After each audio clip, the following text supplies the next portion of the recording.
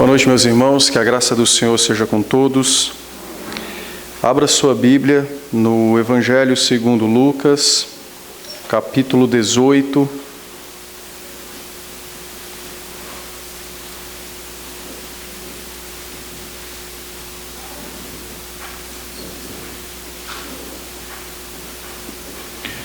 Evangelho de Lucas, capítulo 18. Nós iremos ler os versículos de 9 a 14.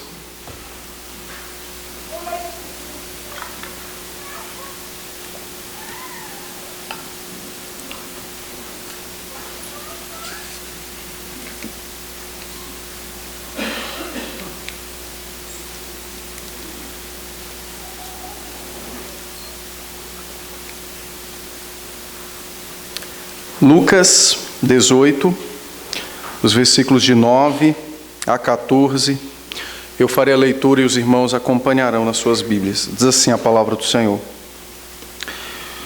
Propôs também esta parábola a alguns que confiavam em si mesmos, por se considerarem justos e desprezavam os outros. 2 homens subiram ao templo com o propósito de orar, um fariseu e o outro publicano.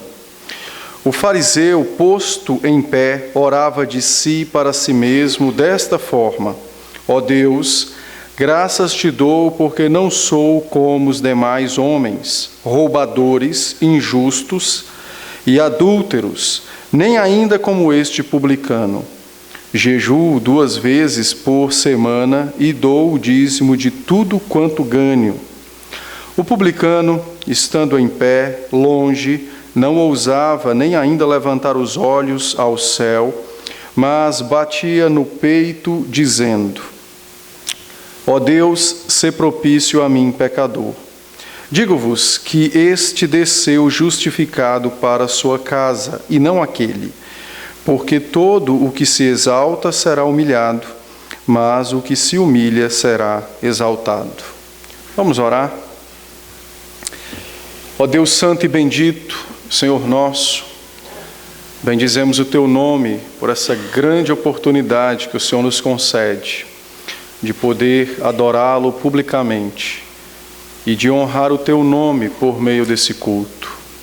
Graças te damos, Senhor, porque pela Tua palavra somos ensinados acerca do Teu querer, da Tua vontade, e o objetivo é exatamente este: exaltar o Teu nome e trazer o bem do Senhor ao Teu povo e de modo específico a nós nessa noite. Por isso então, Senhor, fala de Tua parte ao Teu povo, a cada um de nós, que o Teu Santo Espírito destape nossos ouvidos de tal maneira que possamos ouvir a Tua doce e santa voz e assim então, por Ele mesmo, Santo Espírito, sermos instruídos na fé. E então, certamente, cresceremos como filhos Teus e cresceremos nesse relacionamento com o Senhor. Tem misericórdia, então, de nós, tem misericórdia desse Teu servo, dá-me graça, que as minhas falhas, que meus pecados não sejam impedimentos para que o Teu povo Te ouça, mas glorifica o Teu Filho e abençoa a Tua igreja e fala de Tua parte a nós.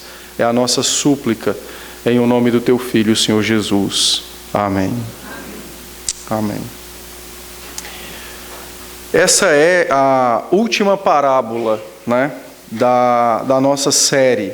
Na verdade, ainda tínhamos outras 2, mas são parábolas que não há um consenso geral sobre a sua nomenclatura entre os estudiosos, Às vezes, em algum texto, em alguma passagem de dos evangelhos, com exceção de João, o Senhor deu algum exemplo de alguma coisa, então alguns advogam que são parábolas, outros não, mas de modo estrutural, como nós temos visto desde o começo do ano, essa é então nossa última parábola.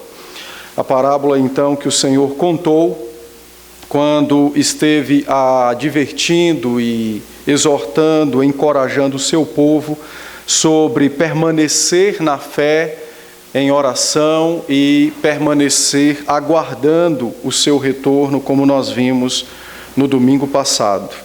Cremos que pela estrutura do texto, Lucas, ele organizou as duas parábolas juntas, exatamente objetivando o mesmo propósito: instruir o povo de Deus a esperar o Senhor Jesus Cristo, a orar com perseverança, ou a perseverar na oração.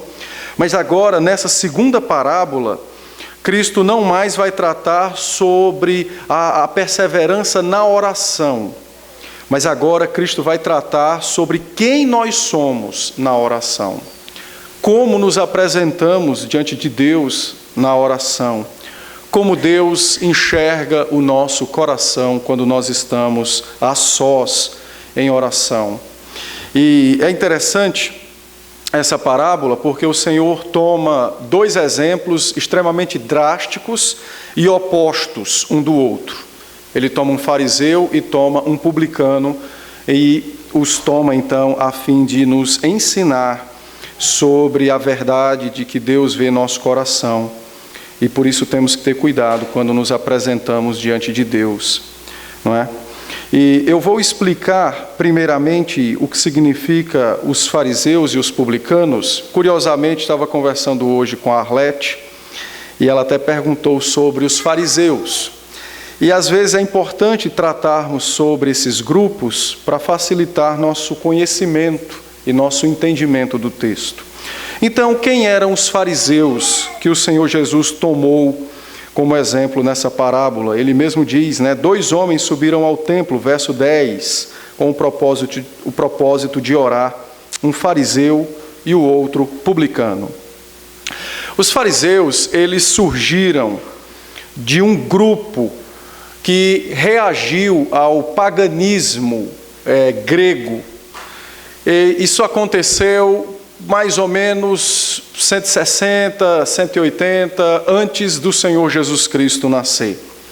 Então esse grupo nasce de um grupo que reagia contra o paganismo grego, que naquela época os gregos governavam a Palestina, E de certo modo há uma ligação entre os fariseus e Esdras. O Esdras, escritor de um dos livros bíblicos, Esdras era um sacerdote. E então eles têm uma certa conexão entre eles, porque Esdras também foi levantado num período onde o paganismo estava assolando a igreja, e ele se levantou a fim de ensinar a pureza e fazer com que o povo voltasse aos caminhos do Senhor. O nome fariseu, ele é um nome que está ligado a uma palavra hebraica que significa leis de Deus, a palavra Hasidim. E então, tudo indica que os fariseus, esse nome fariseu, foi dado em sinônimo de separados, aqueles que eram separados, aqueles que eram então consagrados. Bom, isso teve então início lá por volta do início do 2º século antes de Cristo, 160, 170, 180 antes de Cristo. E esses homens então se separaram do resto da população, do restante dos hebreus, dos judeus, dos galileus. Eles se separaram porque eles buscavam então uma vida mais piedosa, já que o restante do país havia se curvado aos ensinos, à filosofia grega, à religião grega de um modo em geral. Havia muita miscigenação naquele período. Então esse povo se separa dos demais, buscando exatamente servir de forma mais dedicada ao Senhor. Eles buscavam uma vida de piedade pela observância da lei de Deus. Eles ensinavam e também entendiam que o exílio babilônico havia vindo porque o povo havia fracassado em observar a lei do Senhor. E diga-se de passagem, eles não estavam completamente errados, porque foi isso mesmo que aconteceu. Eles também ensinavam que a lei deveria ser observada individualmente e também a nível nacional. Então, quando eles começaram, de fato, foi um movimento que Deus levantou a fim de preservar a sua igreja. O grande problema foi com o passar dos anos, que aí os fariseus começaram a trazer para si o encargo de não apenas serem aqueles que queriam viver a lei, que queriam observar a lei, mas eles começaram a trazer para si o encargo de observadores, de juízes, daqueles que viviam a lei. Então, eles passaram agora de um desejo de servir a Deus para um desejo de controlar o povo na observância da lei de Deus. E então, aos poucos, eles foram angariando, trazendo para si a função de estabelecer controle e conteúdo do Antigo Testamento e, de forma mais específica, da Torá, que são os 5 primeiros livros da lei. E esse controle foi se dando por meio dos comentários dos textos bíblicos, não é? E hoje nós temos aí os Talmudes, que são exatamente os comentários dos rabinos acerca dos textos bíblicos. O problema é que os comentários passaram a ter autoridade e peso igual da palavra.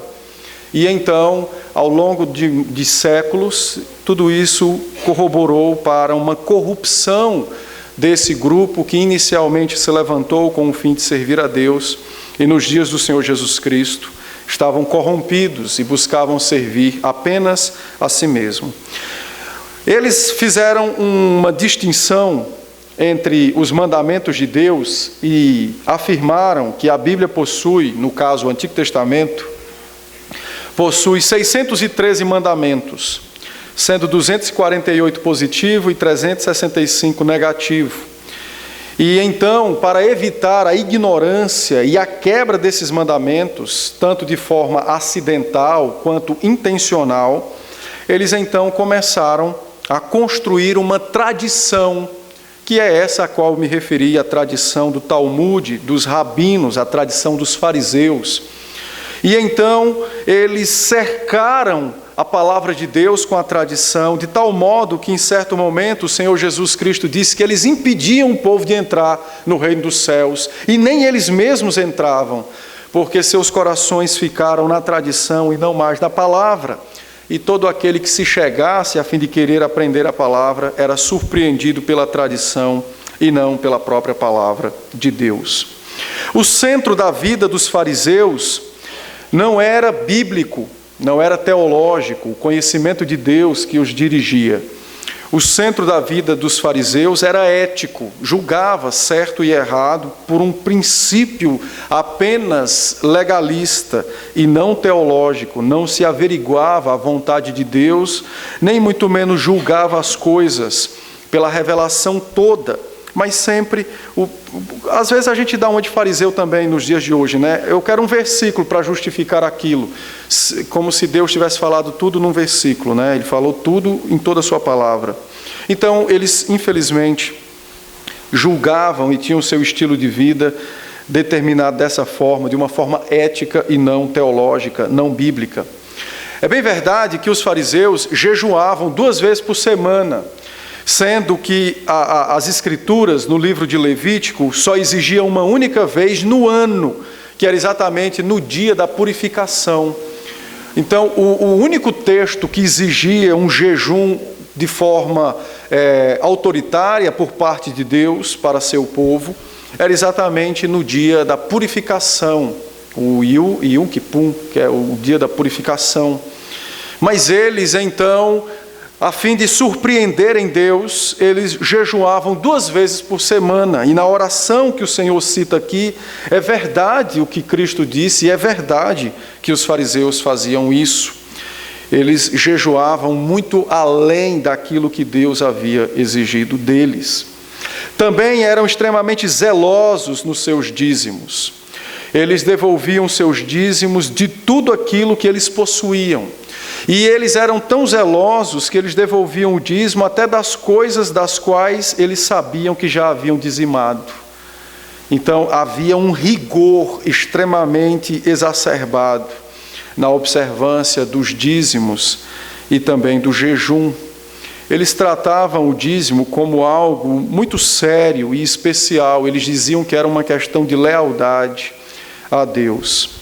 Eles se recusavam a receber e a comer na casa de pessoas que não eram fariseus, pois julgavam que aquelas pessoas pudessem estar imundas, cerimonialmente falando, ou que o alimento do qual fosse posto à mesa não tivesse sido dado dízimo daquilo. Então, aquele alimento estava contaminado. Então, eles não comiam na casa de pessoas que não eram fariseus e nem recebiam alimentos, oferta de alguma coisa crua, por exemplo, de alguém que não fosse um fariseu, porque eles observavam essas coisas.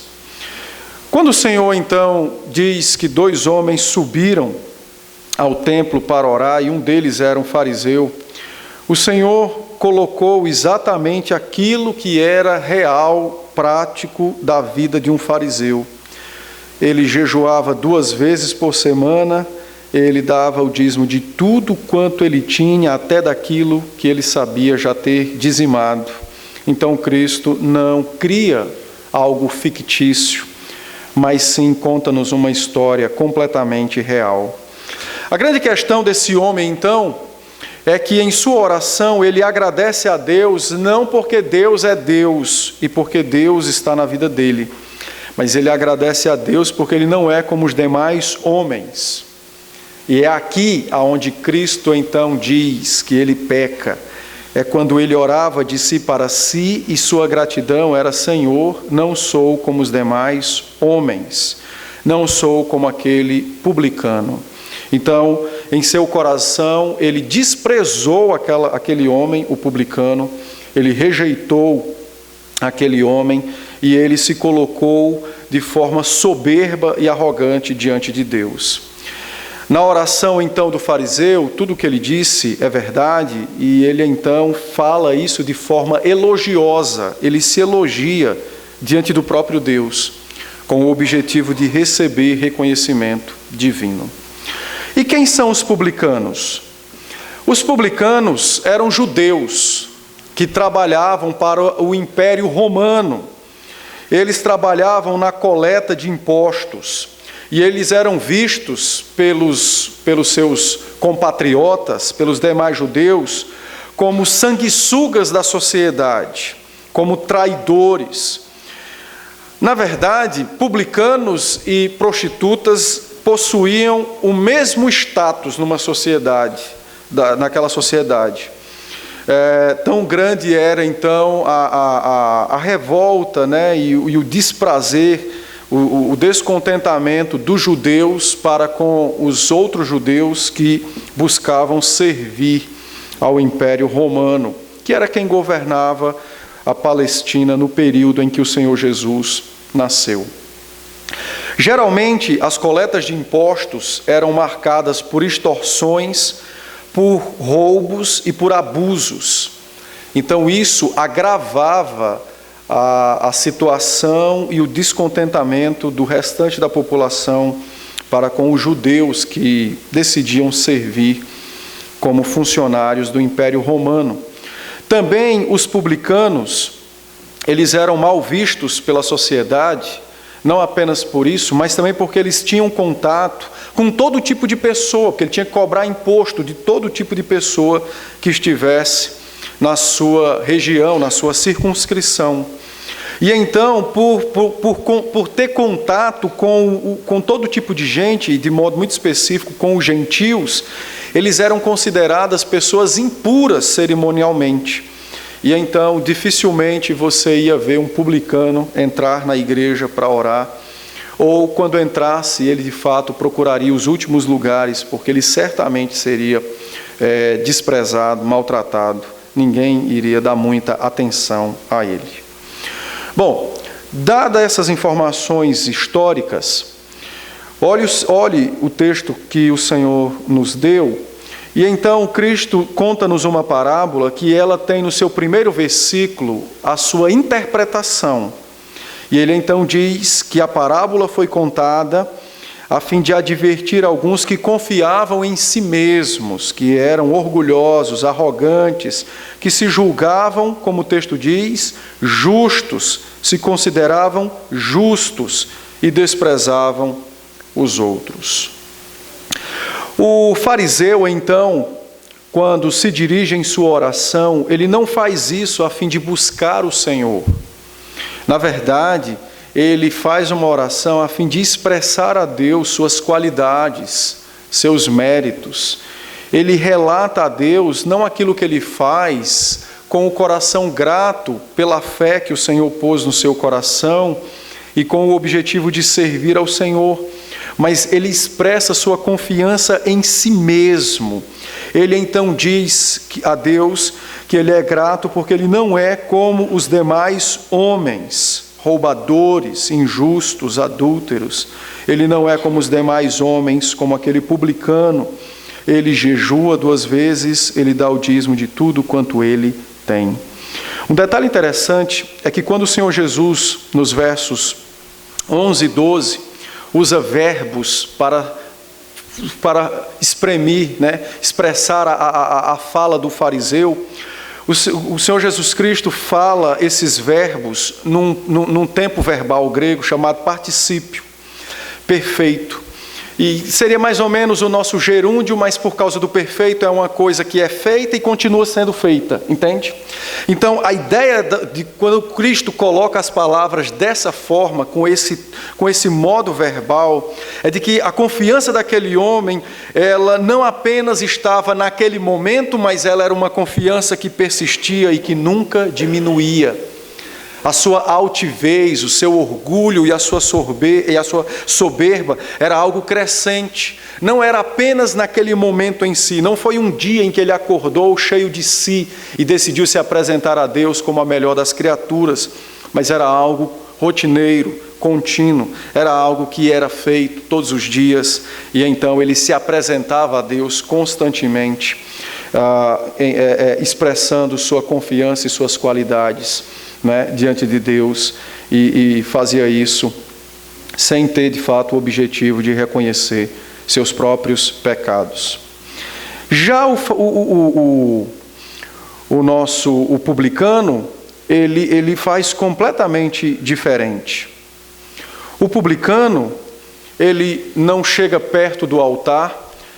Se nós pudéssemos, tente imaginar o templo não tinha bancos, e os móveis da igreja no Antigo Testamento era o altar do sacrifício, a bacia que era o mar de água, simbolizando então com água a criação, a mesa da proposição, os candelabros que eram acesos e ficavam acesos todos os dias, o véu atrás. Por trás do véu não tinha mais a arca, mas havia o lugar do Santo dos Santos.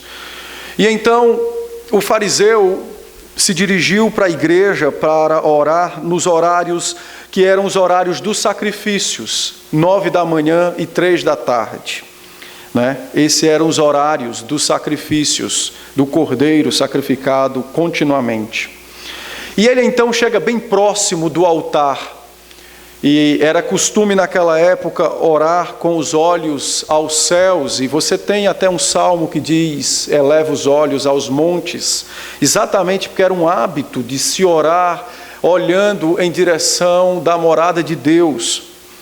E o fariseu então faz dessa forma. O publicano, diz o texto, e Jesus faz questão de frisar isso, ele entra na igreja e não adentra a igreja, ele fica longe. O texto diz claramente que ele ficou longe do altar. E ele não fez como costumeiramente, de olhar para cima, mas reconhecendo sua indignidade, sua miserabilidade, seus pecados, reconhecendo a santidade de Deus, então ele baixa a cabeça e os olhos, em sinal de seu reconhecimento de que era um pecador que estava na presença de um Deus santo, santo e santo. E aquele homem então, talvez nem falando, mas apenas fazendo um gesto de bater no seu próprio peito, então ele diz: Deus, sê propício a mim, pecador, foram as suas palavras. E ele então fez isso, reconhecendo de forma definitiva a sua necessidade da graça e da misericórdia divina. O Senhor então, no verso de número 14, conclui a sua parábola dizendo: digo-vos que o último, o publicano, o desprezado, o odiado por toda a comunidade, este foi ouvido por meu Pai, e este foi perdoado de seus pecados, voltou para sua casa agora com a sua alma leve, e ele então voltou justificado. Mas o fariseu continuou com o coração pesaroso, porque os seus pecados não foram retirados, pelo contrário, acumulava-se o seu orgulho e a sua exaltação diante de Deus, como alguém que quer impressionar o Deus poderoso. Você precisa entender essa parábola e você precisa se colocar dentro dessa parábola. Você não pode olhar a parábola e vê-la longe de você. Você precisa olhar a parábola e de fato, você precisa entrar nela, se introduzir. Jesus não está nos proibindo de, nas nossas orações, dizer a Deus que temos lido a sua palavra, ou temos ido à igreja, temos buscado uma vida de santidade. Não é isso que Cristo está dizendo. Ele não está dizendo que você não deve conversar e compartilhar com o seu Pai as coisas que você faz e aquilo que está no seu coração. Cristo não disse isso no texto. Aquele homem, ele não estava mentindo quando ele disse que não roubava, não adulterava, que não injuriava, não é? Ele não estava mentindo quando falou de jejum, de dízimo. Ele falou a verdade. Então, Cristo não está proibindo-nos de, na nossa oração, dizer a Deus de forma verdadeira o quanto amamos e aquilo que nós fazemos, muitas vezes, a fim de aprender um pouco mais de sua vontade e de exaltá-lo. Não. O que Cristo está nos ensinando é que quando você for se apresentar diante de Deus, você precisa saber, você precisa entender quem você é e quem é aquele que está diante de você. Aquele homem se apresentou diante de Deus, querendo impressionar Deus, dizendo a Deus o quanto ele amava Deus por cumprir aquilo que a lei exigia. Mas aquele homem se esqueceu de amar o seu próximo e de cumprir um outro mandamento que está ligado ao primeiro, que é amar a Deus acima de todas as coisas. E então, por não cumprir o segundo mandamento, aquele homem então amava Deus de modo errado. Ele queria, na verdade, conquistar a atenção de Deus.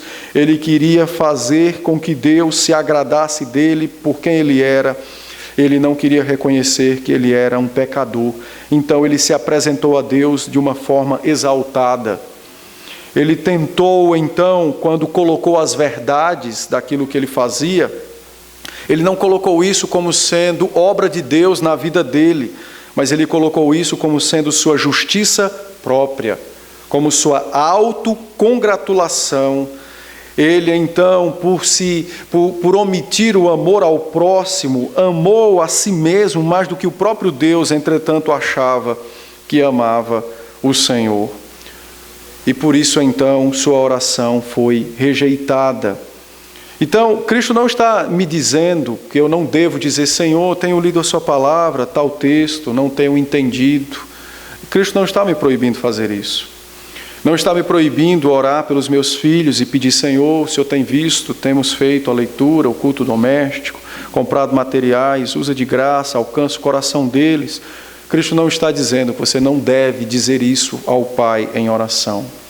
Mas o que o Senhor Jesus está te ensinando é que você não pode se apresentar diante de Deus apresentando estas coisas em sinal de justiça própria, em sinal de autopromoção. Você não deve fazer isso a fim de querer impressionar Deus, pelo contrário. Todas as vezes que você e eu mencionarmos algo que fizemos, tem que ser feito com temor e tremor e reconhecendo que não fizemos nada além de nossa obrigação. Já o publicano não apresenta seus queixumes. Ele poderia muito bem dizer: Senhor, olha o fariseu que ora audivelmente e me rejeita. Não. O publicano poderia ter orado e ter dito: Senhor, estou no meio de um povo que é do meu sangue, mas que me maltrata apenas pelo meu trabalho. Não, o publicano chega e não apresenta justificativas de quem ele era. Ele simplesmente apresenta quem ele é e pede a Deus misericórdia. Ele não coloca desculpas ou aquele famoso mas que a gente sempre coloca, né? Quando vamos pedir desculpa ou perdão a alguém: olha, me perdoe, mas você fez isso. Ele não faz isso, ele simplesmente diz: Senhor, sê propício a mim, pecador. Estende compaixão e misericórdia, e tem misericórdia de mim. E então aquele homem, com poucas palavras, reconheceu toda a sua vida de pecado e abandonou todo o seu pecado para amar a Cristo de forma integral. Um detalhe interessante, irmãos, no verso 14, quando o Senhor Jesus diz: digo-vos que este desceu justificado, e não aquele, porque todo o que se exalta será humilhado, mas o que se humilha será exaltado. O Senhor Jesus Cristo pronunciou estes verbos: justificados, humilhados, exaltados, todos na voz passiva, exatamente para lembrar aos seus discípulos e a mim e a você que isso é obra de Deus e não do homem. Então, se você quer ser justificado, você precisa reconhecer o seu pecado diante de Deus. Você quer ser exaltado, você precisa se humilhar diante de Deus e dos homens, porque a exaltação vem das mãos do Senhor e não das mãos dos homens. Então, a parábola trata exatamente sobre esse perigo que nós podemos correr de, na nossa vida cristã, por talvez não cometermos certas práticas que os homens e mulheres do mundo cometem, podermos nos aproximar de Deus com um coração exaltado e apresentar a Deus uma lista das nossas virtudes e sermos como o fariseu. Cristo, então, nos adverte desse grande perigo e nos ensina que, se de fato queremos ser grandes na presença de Deus, sejamos exatamente pequenos diante dos homens, e isso nos fará grande diante do Senhor. Cristo disse isso, né? Todo aquele que quer ser grande no meu reino, seja o primeiro que sirva. E nós devemos fazer assim. Bom, explicada a parábola e os seus detalhes, eu quero aplicá-la diretamente à nossa vida e quero fazer algumas aplicações. E a primeira delas é bem simples. A parábola revela quem Deus é e quem os homens acham que Deus é. A parábola revela quem Deus é e quem os homens acham que Ele é. E você precisa se perguntar: quem Deus é? Para mim mesmo. Se pergunte a si próprio: quem Deus é? E você vai ver que responder quem Deus é não é tão simples assim. Entretanto, sem essa resposta, infelizmente, você talvez por diversas vezes se apresente a Deus como um fariseu e não como um pecador contrito, a fim de receber sua graça e sua misericórdia. Quem Deus é? Você precisa pensar sobre isso. Se o fariseu tivesse pensado sobre isso, jamais diria a Deus: Senhor, não sou como os demais homens e tenho feito estas coisas a fim de me autopromover na tua presença. Se o fariseu soubesse quem de fato Deus é, ele saberia que não se pode impressionar Deus com atos de piedade exterior.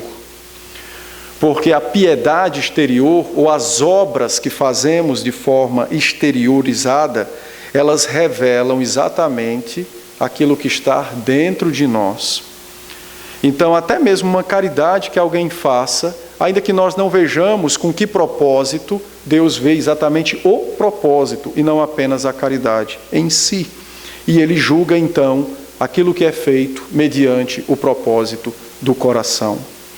Então, se você souber quem Deus é, você vai se apresentar diante dele de uma forma mais humilde, porque você vai entender que você não pode esconder sua alma dele.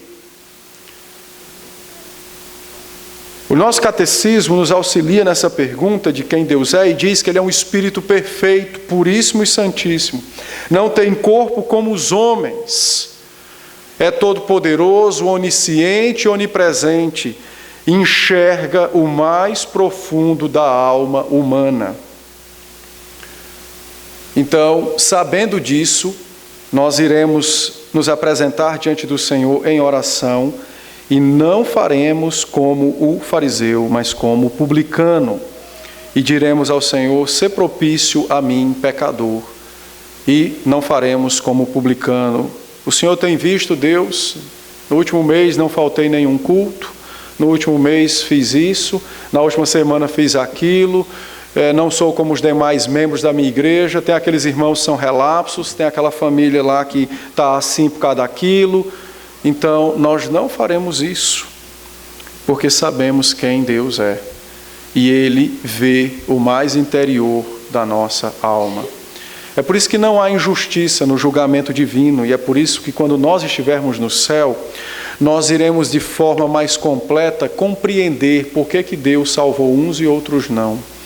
E vamos entender como é que esse julgamento se deu na face da terra e como isso foi mostrado, revelado pelos homens, porque lá o Senhor então nos dará provas maiores de sua sabedoria e de sua onisciência. Então, a parábola me revela quem Deus é. Jesus disse que o fariseu orava de si para si, ou seja, ele nunca orou a Deus. Ele não falou com Deus, ele orava de si para si. Era um discurso que ele fazia a fim de impressionar aqueles que estavam na igreja. E às vezes nós também podemos correr esse risco, né? E fazer discursos e não orações com o propósito de impressionar a igreja. Então, a parábola me revela quem Deus é e os homens, qual é o discernimento deles acerca de Deus. Para os homens, quem Ele é. A parábola me mostra que para o fariseu, Deus é um ser que não enxerga o interior da alma. Mas para o publicano, Deus é aquele que é misericordioso, compassivo, que responde às orações dos pecadores com misericórdia e graça. Para o publicano, Deus é de fato o Deus absoluto, santo, ainda que possuindo toda justiça, também possui toda bondade. E ainda que odeie o pecado, Deus não pode rejeitar o homem de coração contrito. E é por isso que o publicano diz, sem fazer muitas firulas na sua oração, ele simplesmente diz, Senhor, sê propício a mim, pecador. O fariseu não compreendia quem Deus é. E então tratava Deus como um ser que podia ser impressionado pelos homens. Mas já o publicano, ele contemplou pelos olhos da fé a grandiosidade do nosso Deus, bem como também sua misericórdia e sua graça. E ao invés de ter medo de Deus, o publicano, pelo contrário, ele entendeu que Deus é fiel às suas promessas. E nós lemos aqui em Isaías 1,18, uma promessa de Deus dizendo que Ele tornaria branco os pecados de todo aquele que se arrependesse. Aquele homem creu nesta palavra e em tantas outras. E ele então entendeu que porque Deus é fiel às suas promessas, ele não precisava apresentar uma série de justificativas pelas suas más obras, mas ele só precisava reconhecer quem ele era, um pecador. desesperadamente necessitado da graça e da misericórdia. E ele então sabia que Deus não resiste ao coração contrito. Aprouve a Deus visitar os corações humildes e contritos. Aquele homem então sabia disso. Aquele homem sabia que Deus, ainda que sendo o Deus de toda glória e sentado em seu trono de majestade, quando ele usa a expressão ó Deus, ele não teve Deus como uma pessoa distante dele. Pelo contrário, ele confiou sua alma aos cuidados e ao amor desse Deus, entregando-se completamente ao Senhor Jesus Cristo, seu Salvador. E então agora, entendendo que não havia mais impedimentos para estar com Deus, ele se lança nas mãos do Senhor e simplesmente diz: aqui jaz um pecador, então faz comigo aquilo que bem te aprouver. E ele faz isso recordando e confiando na graça e na misericórdia do Senhor Jesus Cristo. E é assim que você tem que fazer. Você precisa saber quem Deus é. E você precisa crer que Deus, além de ser um Deus todo glorioso, cheio de majestade, autossuficiente, Ele é um Deus paternal, Ele é o seu Pai. Você não pode impressioná-lo, então você não deve ter medo de apresentar suas mazelas a Ele.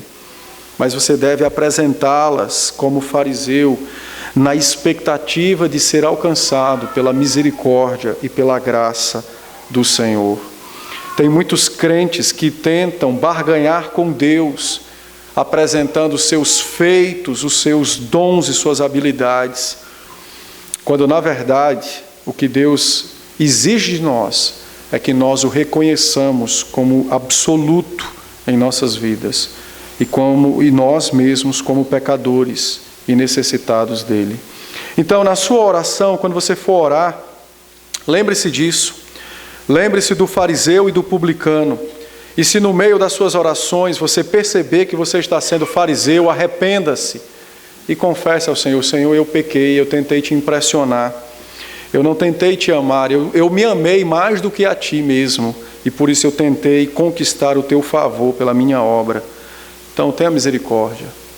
E você vai ver que o Espírito Santo do Senhor, poderosamente, vai mover o seu coração e vai fazer o seu coração voltar para o lugar de onde nunca deveria ter saído, dos pés de Cristo. E você então vai ver que as suas orações serão fervorosas, porque agora você não vai se esconder, nem tentar impressionar a quem não se pode. Mas você vai, de fato, falar ao seu Pai, ao seu Deus, e dizer a Ele quem você é e quais são as suas mazelas. E vai fazer isso na firme convicção da misericórdia, do amor e da graça alcançada por Cristo na cruz do Calvário. Em segundo lugar, a parábola nos mostra que a misericórdia é incondicional. E apesar de nós, por mais de 500 anos, estarmos ouvindo sobre a justificação pela fé, mas porque nós somos pecadores, há uma inclinação em nós de querermos, de alguma maneira, que Deus nos dê uma lista de tarefas para que o pecado seja de fato perdoado, para que eu esteja em paz comigo mesmo. Não sei se você já percebeu isso na sua vida, aquela desconfiança: mas será que é só pedir perdão mesmo? Não precisava fazer outras coisas, não, para poder de fato eu estar perdoado? A misericórdia é incondicional. É o que o Senhor Jesus disse no verso 14. Ele diz: digo-vos que este desceu justificado para a sua casa. Deus não apresentou uma lista de tarefas ao publicano. Ele não disse: aqui está uma lista de penitências que você deve fazer. A misericórdia foi derramada imediatamente e incondicionalmente na vida daquele homem. Aquele homem voltou para casa, ainda que todos ao redor olhassem e o tivessem como uma má pessoa, mas a alma daquele homem estava limpa, alva como a neve. Seus passos não eram mais pesados e carregados de pecado, mas agora seus passos eram dados na pessoa do Senhor Jesus Cristo. E eu e você precisamos lembrar continuamente dessa verdade. A misericórdia é incondicional.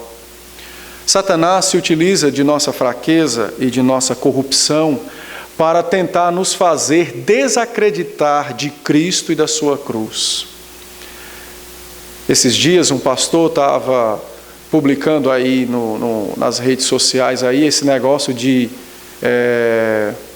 a pessoa precisa se auto-perdoar, que é como se fosse ela não crê na suficiência do perdão de Cristo, então ela precisa se auto-perdoar. E aí, ouvindo esse negócio, e as pessoas não percebem as ofensas que eles causam a Cristo com esse negócio de você precisa se perdoar. Não, meus irmãos, você não precisa se perdoar em nada, você precisa crer que Cristo perdoou você de tudo o que foi de mal, de ruim que você fez, e principalmente, Cristo purificou, santificou e restaurou a sua existência. Porque a Bíblia me diz que desde o ventre eu já sou pecador, alvo da ira e do ódio de Deus.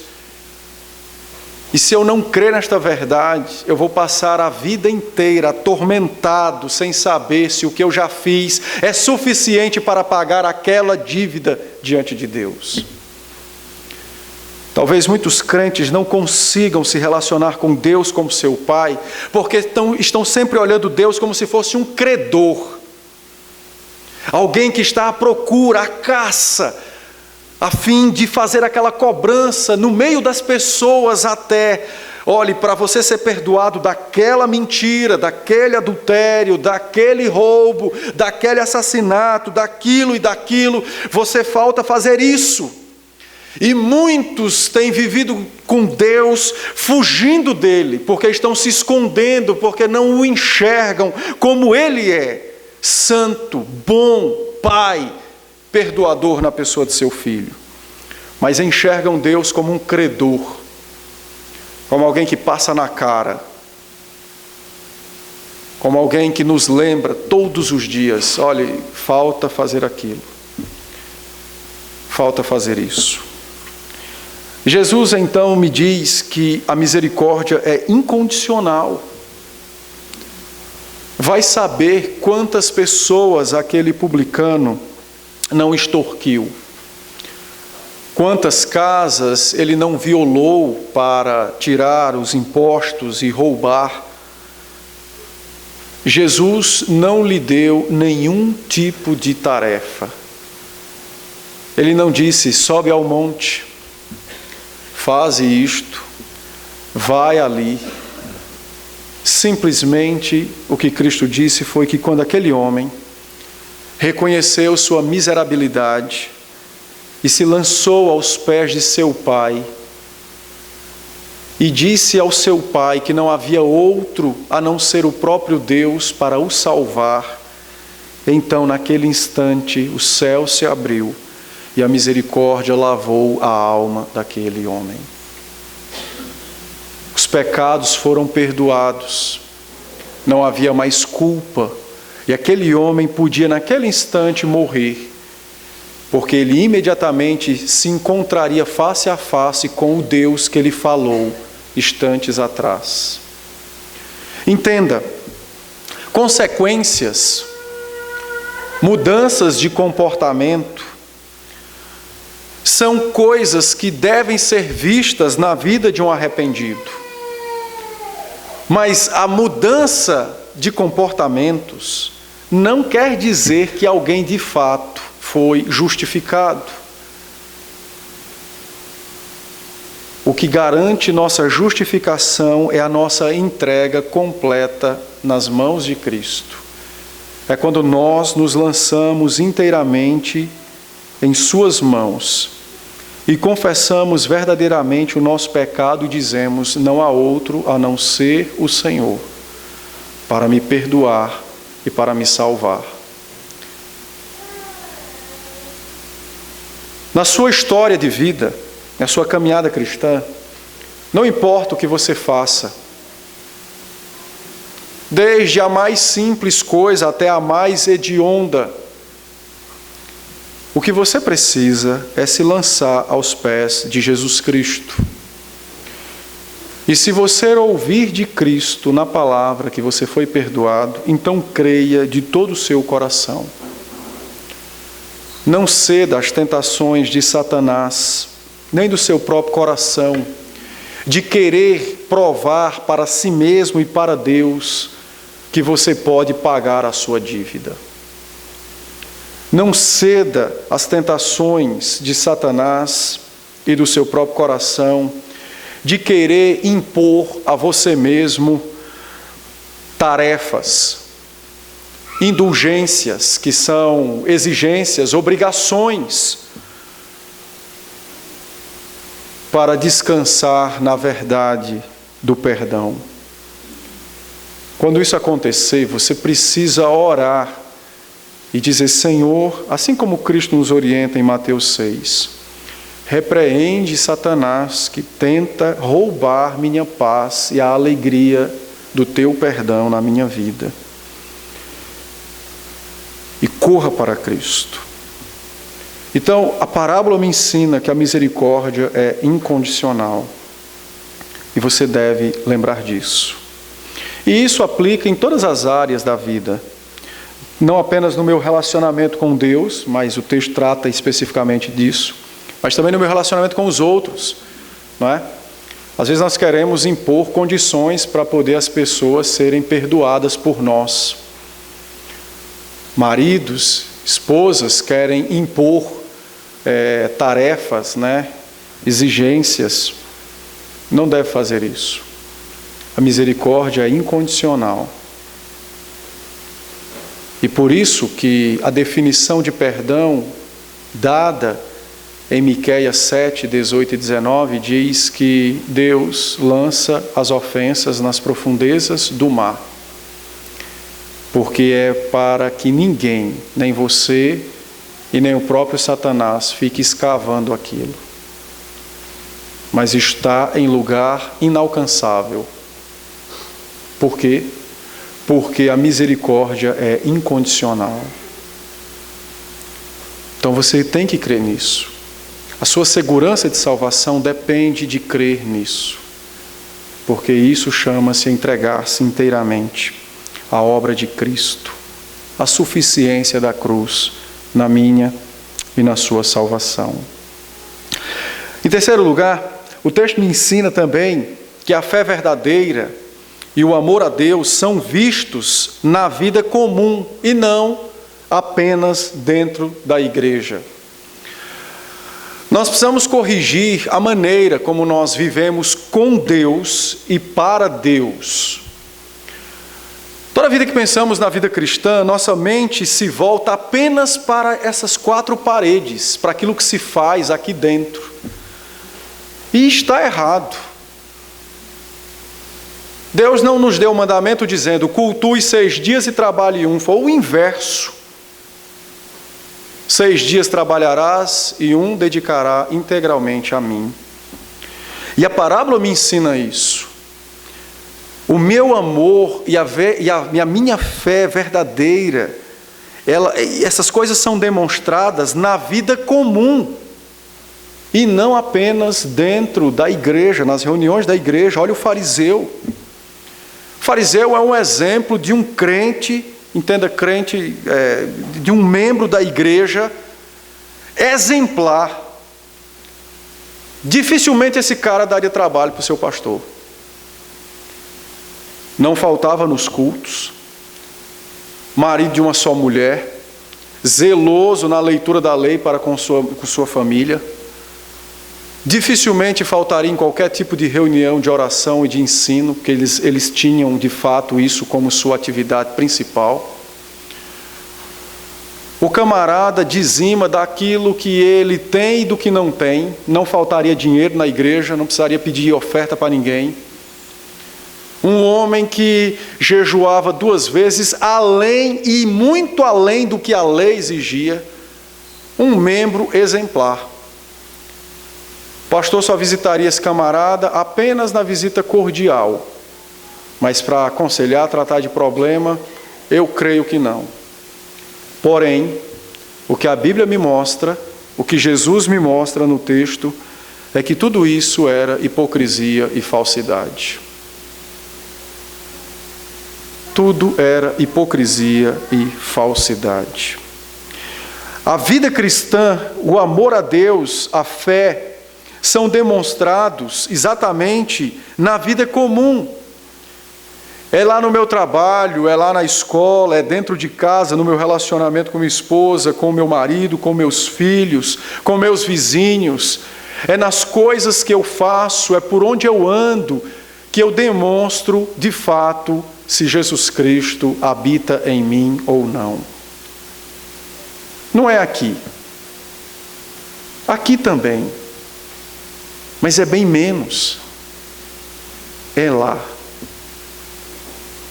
É dentro de nossas casas que nossas esposas, nossos maridos e nossos filhos podem atestar se somos crentes ou hipócritas. É lá no nosso trabalho, lidando com as mais variadas situações do dia, com as mais variadas pessoas, que nós verdadeiramente teremos condições de colocar os mandamentos em prática. Não é aqui, durante 1h30, 2 horas de culto. É lá. É nos nossos negócios, ainda que ninguém nos veja, que nós mostraremos se temos temor a Deus ou se nós queremos ser espertos e ganhar as coisas deste mundo, porque ninguém me vê. É na vida comum do dia a dia que eu mostro minha fé e meu amor. É quando eu ando em lugares onde ninguém me conhece e eu fujo das tentações, não porque eu sei que alguém pode passar e me reconhecer, mas é exatamente por saber que eu sou de Cristo e que Ele é meu. É na vida comum que eu demonstro minha fé e o meu amor. É na vida comum, não é apenas na vida dentro da igreja, ou naquilo que se faz dentro da igreja. É nas situações mais variadas da vida que eu mostro quem guia meu coração. Não é aqui dentro. Aqui dentro também, mas não se resume. É lá fora. É nos meus planos, nos meus desejos, naquilo que eu almejo, que eu mostro, de fato, o quanto amo a Cristo, o quanto creio em Cristo. É lá que eu demonstro isso. É lá, na nossa vida, na vida comum. E a parábola me ensina isso. E por que Cristo me ensina isso? Porque na vida cristã, nós corremos um grande perigo. Um grande perigo, um perigo extremamente mortal. Que se eu não me lembrar desse perigo todos os dias, eu vou cair nas suas garras sem perceber. O perigo de me acostumar com aquilo que é santo e que é sagrado. E então eu deixo de considerar esse Deus santo e a sua manifestação sagrada de salvação em minha vida e corro então para uma vida meio que empacotada, engessada, uma vida do fariseu. Porque eu me acostumo tanto com o Senhor que eu deixo de reconhecer a necessidade constante de estar na sua presença de forma verdadeira em todas as coisas. Aí eu me preocupo muito com o aqui, com estar aqui, com o que os meus irmãos vão pensar de mim. E, em última instância, eu me preocupo com o que Deus pensa de mim. Existe muito fariseu nos nossos dias. E os fariseus não são aqueles que tentam viver certinho. É isso que você tem que entender. Porque Jesus não está criticando a forma de vida dele, que buscava viver de forma coerente com a palavra. Os fariseus são aqueles que vivem certinho na vida, mas errado no coração. Por isso que o que Cristo me ensina é que eu demonstro minha fé e meu amor na minha vida comum, não apenas aqui dentro, na presença daqueles que eu conheço e que me conhecem. O texto, então, me adverte sobre isso. E eu preciso observar, caso contrário, infelizmente, eu irei pecar contra o Senhor, caso aconteça isso. Por fim, a parábola me ensina sobre o perigo da autossatisfação. Eu recomendo que vocês leiam em Apocalipse a carta escrita à igreja de Laodiceia. Uma igreja que se autossatisfazia em si mesmo. E Cristo me adverte acerca desse perigo, dessa autossatisfação. Tem muitos crentes que estão autossatisfeitos com o seu padrão, com a sua quantidade de conhecimento da Bíblia, com a sua frequência, digamos, na igreja, nos trabalhos, né? Oração e demonstração da sua piedade na vida comum e etc. Cristo me adverte sobre esse perigo terrível. Você precisa lembrar que, apesar de você ser santo em Jesus Cristo, você é pecador em você mesmo. Então você não pode jamais imaginar que você chegou no nível, na estatura, no objetivo máximo da sua vida cristã. Não. Você precisa ter consciência que você precisa de santidade todos os dias. Você precisa orar conforme o Salmo 139 e dizer: Senhor, desvenda os caminhos maus que há no meu coração, porque há caminhos maus lá. E quanto mais orarmos essa oração, mais então nós iremos perceber que precisamos nos arrepender e mudar de vida, e mais longe estaremos desse perigo da autossatisfação. Você precisa correr desse perigo. Isso é algo terrível, mortal, vai acabar com a sua vida de oração, igual como daquele fariseu.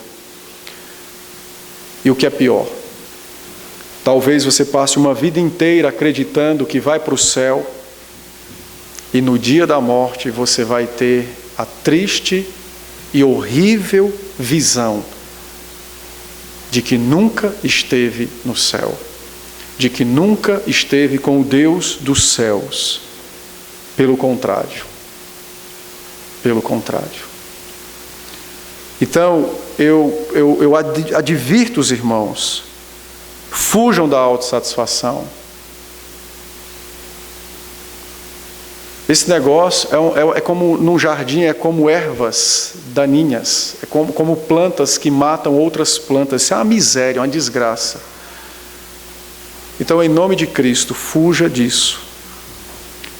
Não esmoreça na sua busca por santidade. Não ache que alcançou o status máximo de pureza e retidão. Fuja disso. Quanto mais formos lembrados do amargor do nosso pecado, mais desfrutaremos da doçura do perdão de Cristo. Não esqueça disso.